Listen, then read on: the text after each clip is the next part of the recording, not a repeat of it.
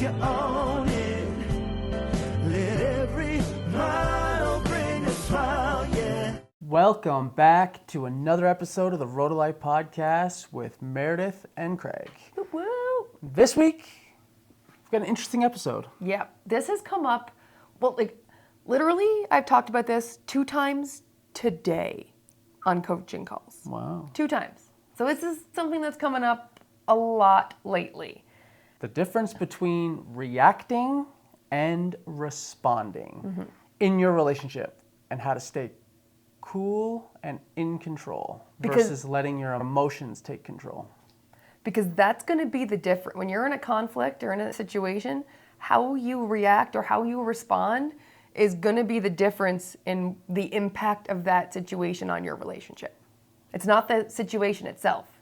It's how you choose to react or respond to it. So what's the difference? Reacting is the emotional side. It's emotional, it's instinctual, and it happens without a lot of thought. It's when you let your emotions just take over. They're the driver and you're the passenger. Correct. Which is the opposite of what we want. Usually, yeah.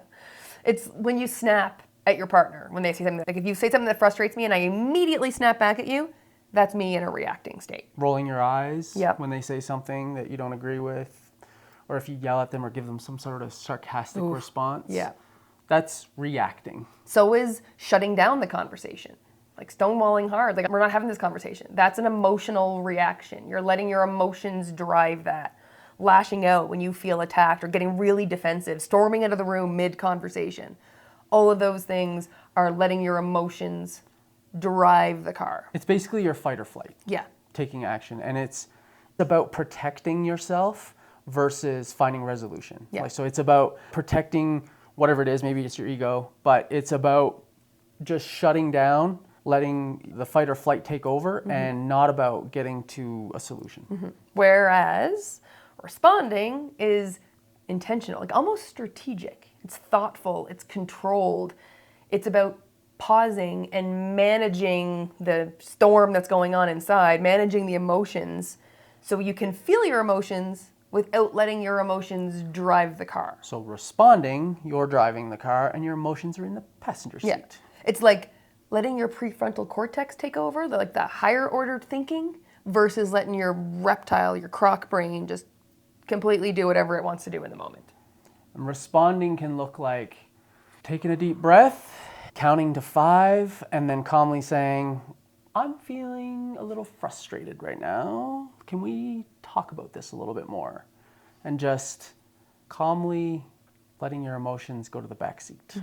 It can also be, I need a few minutes to collect myself, to process this before I can productively engage in this conversation, before I can respond. I just need 15 minutes. I'm gonna just go clear my head, take a walk, rather than lash out and say the thing that maybe your emotional side wants to say.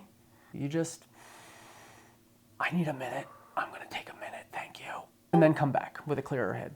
It also looks like validating their feelings, even if you don't understand them, even if you don't agree with them. If they're coming at you with something emotional or something that they're sharing with you, you may not get it and it may piss you off. It's not about you.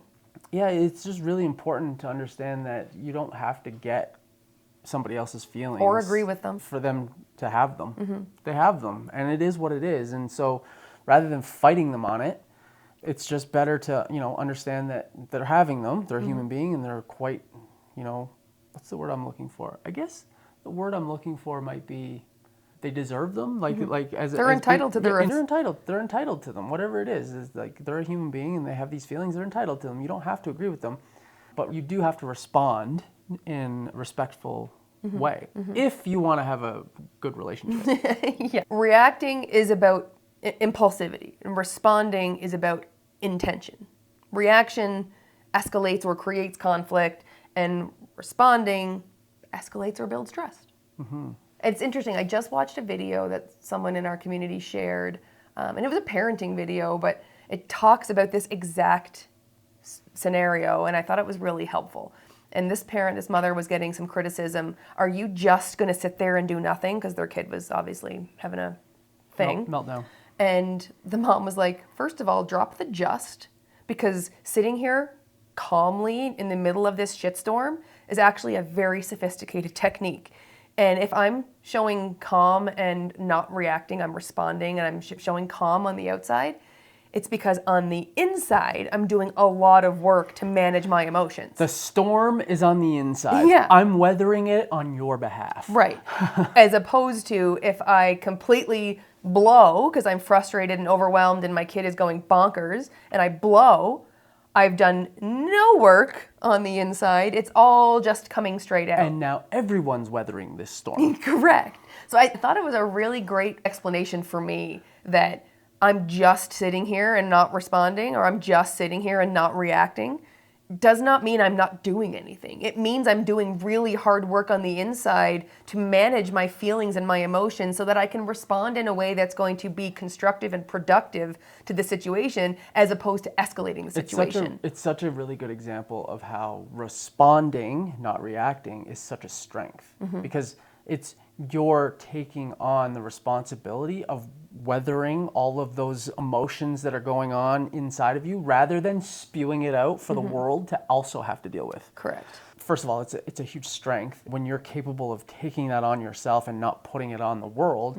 But it's also such an act of selflessness. Yeah, huge. It's such an act of selflessness. It's like, I'm not going to, I know what's going on inside me right now, all these emotions and all of the stuff, and I don't want to react and put that on you. So I'm going to take a minute, I'm going to respond, I'm going to breathe through this, and I'm going to respond in a healthy way so that we don't both have to deal with this. Correct. Because it's mine to deal with. Right. And I shouldn't put this, you shouldn't have to deal with my stuff. Right, because it's interesting because we react based on our emotions, based on our feelings. And our feelings come from our thoughts. And we have a gajillion thoughts a day, the majority of which are not productive. And if you reacted to every thought you've had, you'd be a crazy person. Right. Like the things that you would do, Yeah. insanity. Most of the thoughts we have are Not helpful. Not helpful. Not even who we actually are, aren't what we actually believe. There's a lot of really negative, unproductive thoughts that we have in the run of a day. The world would be utter chaos if everyone acted on every single thought they had. Right. It would be anarchy. Correct. And so that's what reacting creates in your world. Yeah. So you're having feelings based on your thoughts that aren't necessarily productive or constructive for your life. So you're having thoughts that aren't helpful, and then you get your feelings come up based on those thoughts, and then you instantly react to those feelings, even though those thoughts had no basis in reality anyway. They're just thoughts that you made up in your own brain. And so when you do react like that, it impacts your relationship. Yeah. Well, we already talked about the first. It escalates conflict. There's no example of any situation where if someone comes at you with something that creates a reaction inside of you that you immediately let out, that it makes everything better. That they're not also probably going to react. And then you're piling on top of each other. React. Yeah. Reacting also breaks trust. Reacting can make the other person feel attacked, feel dismissed, feel unsafe, and that is going to erode trust over time. And how much likely are they to ever come to you with something, a problem or anything, if that's the reaction that they've gotten in the past? They're not. You're completely disconnecting. You've broken trust and you're completely disconnecting. Yeah. But it also leaves you feeling pretty crappy. Yeah, it can start a shame spiral. Like when you react, and this is the conversation I had today with someone, when you react in the moment, it just bubbles out of you, like it just explodes out of you. And then later, when you've had a bit of time to reflect, you're like, why did I say that? I didn't actually think that, or I didn't mean to say it that way. I didn't want it to come out that mean. That's not what I actually wanted to say. So you end up in this shame spiral where you feel so shitty about yourself that reinforces all these negative thoughts that you have, and then these negative feelings, which causes you to react again. And then, which is self-sabotage. Yeah, big time. Right? You just start to like pile on, and it starts to impact other relationships and other areas of your life. And then you completely start to neglect your health because you're so bummed out that you start eating your feelings and then not going to the gym. And then you lash out because you feel bad about yourself, and you lash at the next person. And it's just a self-fulfilling prophecy. Sabotage relationships because you don't feel worthy of them. Yeah, and it's just a snowball that keeps building, running downhill. Yeah. So let's look at the flip side. What is responding? What's the impact of responding on a relationship? It de-escalates Yeah. the tension, the issue that's going on. Yeah. Instead of escalating conflict, it does the opposite. Yeah, when you can respond calmly, it just sets the tone. So the other person's defenses come down. They don't feel on edge. They don't feel like they're in attack mode. So neither Their nervous system can settle too. Yeah, we're both chill. Neither one of us is in attack mode. And then now we can have a productive discussion on how we're going to navigate whatever this is. Like Sharon Lecter always says, high emotion, low intelligence. If you're both in fight or flight and you're both reacting, forget about it. Take a break. Yeah. What else does responding do? Well, it builds trust instead of breaking trust, right? The Yeah. opposite of what we talked about. It builds trust and emotional safety. And when you can show up and show your partner that you care about their feelings and value the relationship more than being right, then it allows them to trust you and understand that you're a safe space. And then when things come up for them in the future, they're more likely to come to you. Yeah, which creates a deeper connection and intimacy for you. And you're also more likely to actually resolve any issue. Like, resolution of the conflict is likelier to happen when you can manage your feelings and respond productively than when you just blow at the other person. Like, if you actually want to resolve the issue, reacting is not going to get you there. And I know it's hard in the moment, for sure. Actually, let's talk about that. How does it look and feel in the moment? It just reminds me of a story that we've told in other episodes, but we'll say it again here because I think it's really a great example of the difference between responding and reacting. Because you took a weekend trip with your girlfriends and you were basically, I asked you, what'd you get up to? Were you just chit-chatting with your girlfriends? And you didn't love that. No. I took it as you dismissing, talking down. Yeah.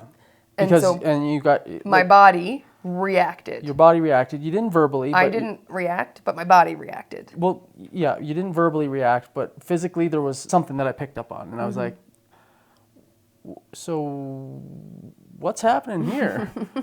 I noticed a change in the old body language there, big dog. Where are we going here? And that was a response to my reaction. Right. And then we were able to have a conversation, and you responded with, well, big dog.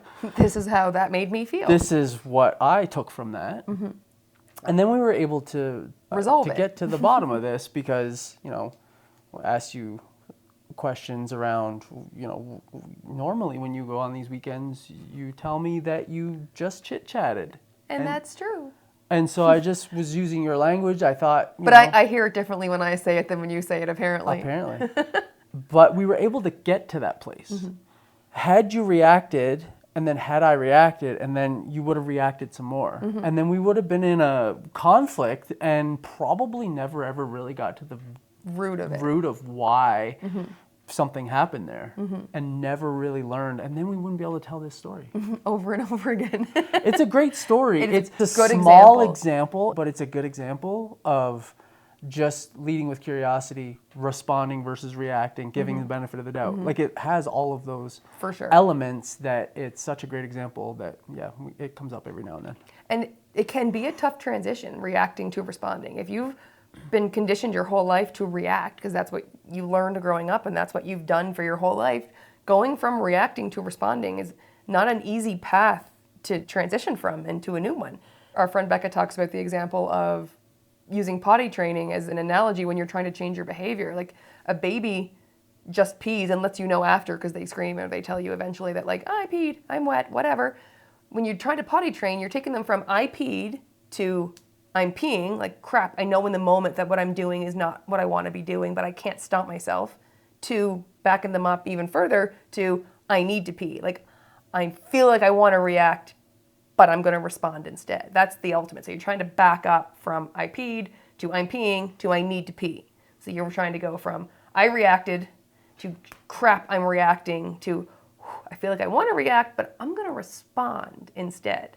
And it's not an easy transition to make. And so what you saw in that story was me in the middle of my transition because I grew up learning how to react and my body reacted, but I didn't say anything. Yeah, that's true. So I was peeing in that moment. Like, I'm peeing, I'm in the middle of my transition, I'm trying not to react, my body has betrayed me, but I'm working to respond.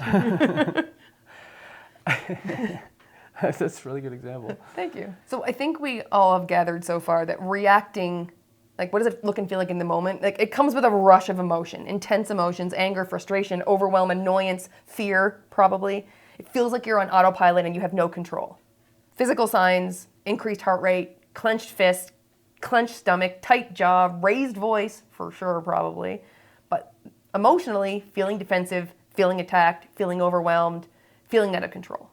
I think it's really important to understand that as you're making the transition from I peed to I'm peeing to I've peed or I need to pee. I need to pee, yeah. It's really important that that doesn't happen overnight. That's a transition that happens, but it's not overnight. And as you're making that, and sometimes you slip up and you pee, then it's not about being in shame for it. It's really having grace for yourself that you're on a journey and that you're changing and becoming a better version of yourself and improving for your relationship and for yourself. So when you do accidentally pee, Accidentally react instead of respond. right, have grace for yourself Or for your partner. or for your partner and just endeavor to do better. Move on from it, learn from it, but don't stay in it. Totally. Well, let's just dive into how to make that transition. Like, we talk about it's hard. We talk about giving ourselves grace for it. But what is it? How do you unlearn something that you've been so deeply conditioned to do to then do it differently? It's really hard. It is. I think the first thing is to understand what sets you off. Yeah. What are your triggers? Understand what is it that is going to make you react, what makes you want to react, and find those things and really understand why, I guess, what those moments are. What they mean for you. Yeah. And then when you're feeling that.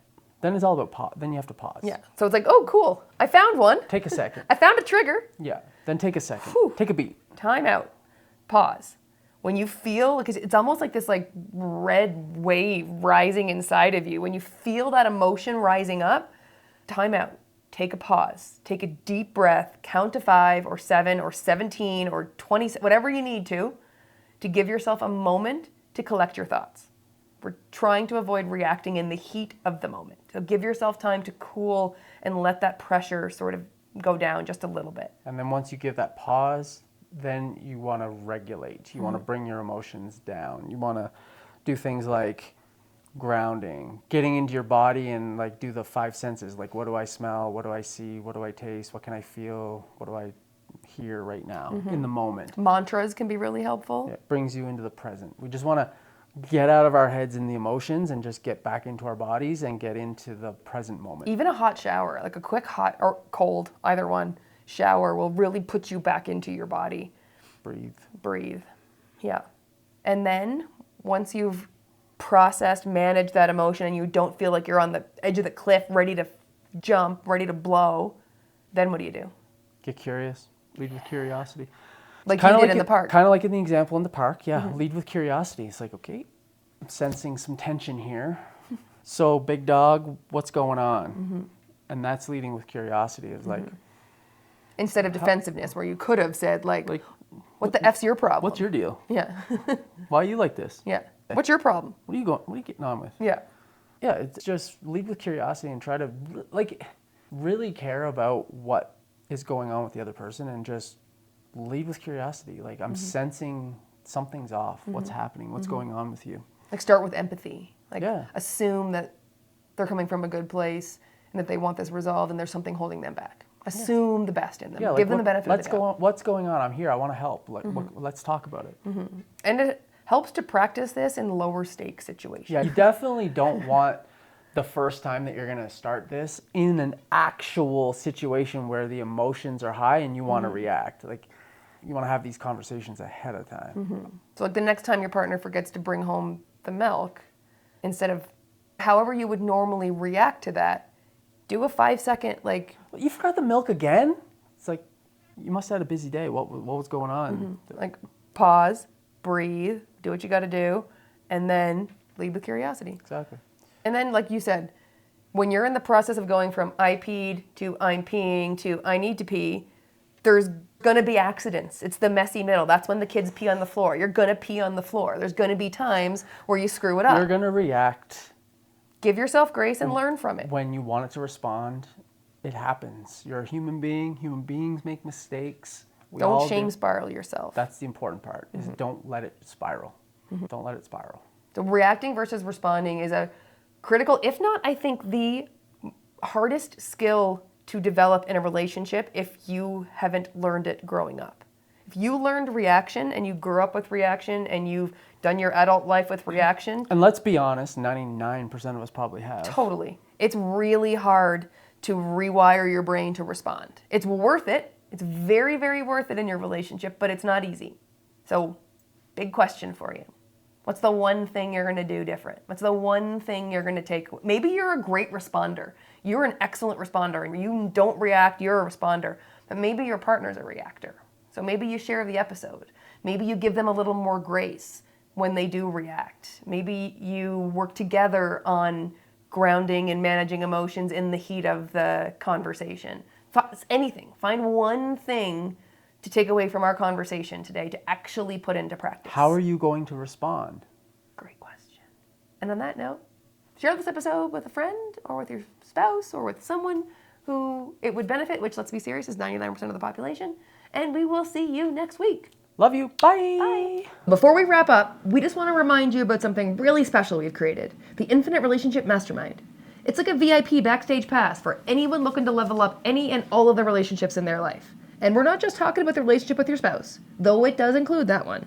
We're also talking about the relationships with yourself, your friends, your business partners, your family, all the important people in your life. This mastermind is for anyone ready to take all of their relationships to a whole new level. Whether you're thriving and you want to thrive even more, or you're feeling a little stuck and need some extra love and support. We host exclusive live courses. We create a safe, no judgment space where members can just open up and honestly just have a ton of fun connecting with other amazing people who are building stronger relationships. And to be honest, the transformations we've seen are incredible, and it's exactly why we do what we do. It fills our heart like nothing else. Now, we are super protective of this community because it is all about trust, love, and support. So it's not for everybody. But if this does sound like it might tickle your fancy, then check out the link in the show notes and reach out to us if you have any questions. We'd love to chat and see if it's a fit for you. And as always, thank you so much for being a part of our journey on the road of life. And remember, you've got this, and we're here to help you every step of the way. So we'll see you next week. Bye for now. Road of life, yes, you are.